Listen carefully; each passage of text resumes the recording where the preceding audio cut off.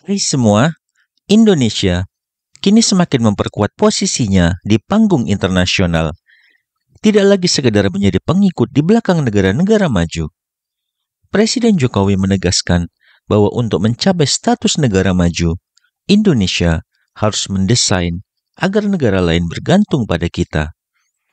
Negara maju memang cenderung mempertahankan posisinya dan seringkali tidak rela melihat negara berkembang naik kelas.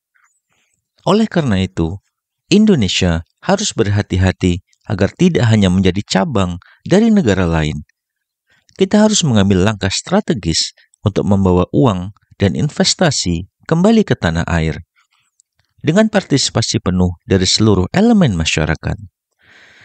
Apakah langkah berani yang telah diambil oleh pemerintah sudah tepat?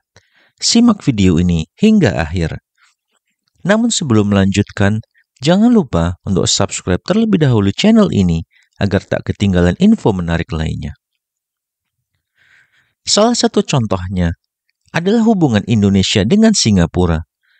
Singapura sering menjadi tempat penampungan dana dari Indonesia, bahkan menjadi hub ekonomi bagi warga Indonesia.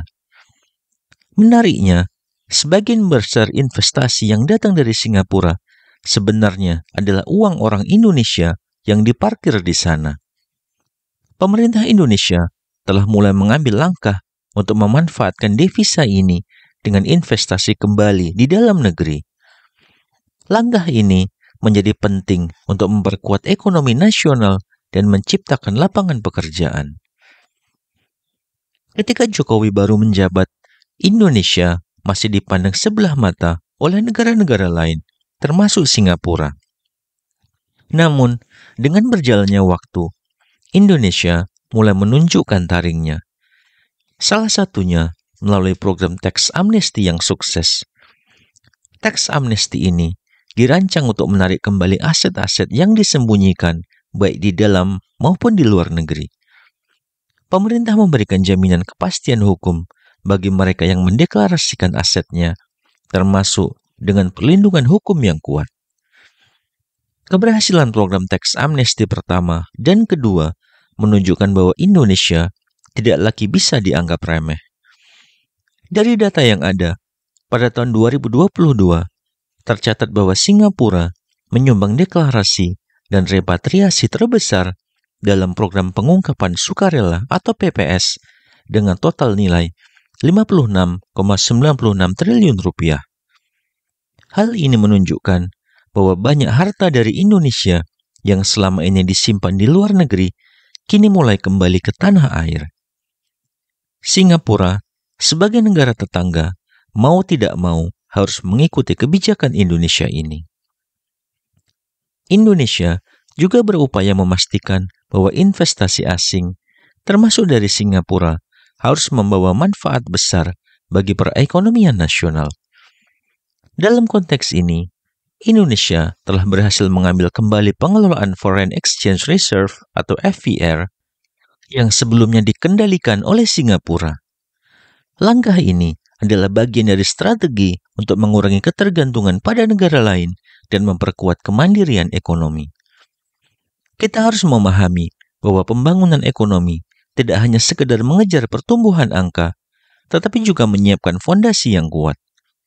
Indonesia berupaya untuk tidak hanya mengejar ketertinggalan, tetapi juga untuk bersaing dengan negara-negara lain.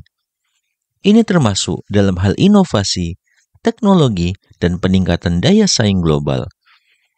Dengan fondasi yang kuat, Indonesia bisa membuka lapangan pekerjaan yang lebih luas dan meningkatkan kesejahteraan rakyat. Selain itu, Indonesia juga berkomitmen untuk meningkatkan competitiveness dalam berbagai sektor, termasuk industri dan jasa. Pemerintah harus terus mendorong reformasi di berbagai bidang, termasuk peraturan perizinan dan regulasi yang lebih ramah investasi. Semua ini dilakukan agar Indonesia bisa menjadi tujuan utama bagi investor, bukan hanya sebagai tempat transit. Indonesia juga harus memastikan bahwa kebijakan ekonomi yang diambil dapat berkelanjutan dan tidak merugikan kepentingan nasional. Sebagai negara yang kaya akan sumber daya alam, Indonesia perlu memastikan bahwa eksploitasi sumber daya dilakukan secara bertanggung jawab dan memberikan manfaat semaksimal mungkin bagi rakyat. Di masa depan, Indonesia harus terus memperkuat posisi tawarnya dalam negosiasi internasional. Kita harus memastikan bahwa dalam setiap kesepakatan, Indonesia mendapatkan keuntungan yang sepadan dan tidak hanya menjadi pihak yang diuntungkan sesaat. Dengan kebijakan yang tepat, Indonesia bisa mencapai visi menjadi negara maju yang mandiri dan berdaulat. Bagaimana menurut pendapat Anda? Silahkan tuliskan di kolom komentar dan jangan lupa untuk like dan share video ini jika bermanfaat. Sampai jumpa di video menarik berikutnya.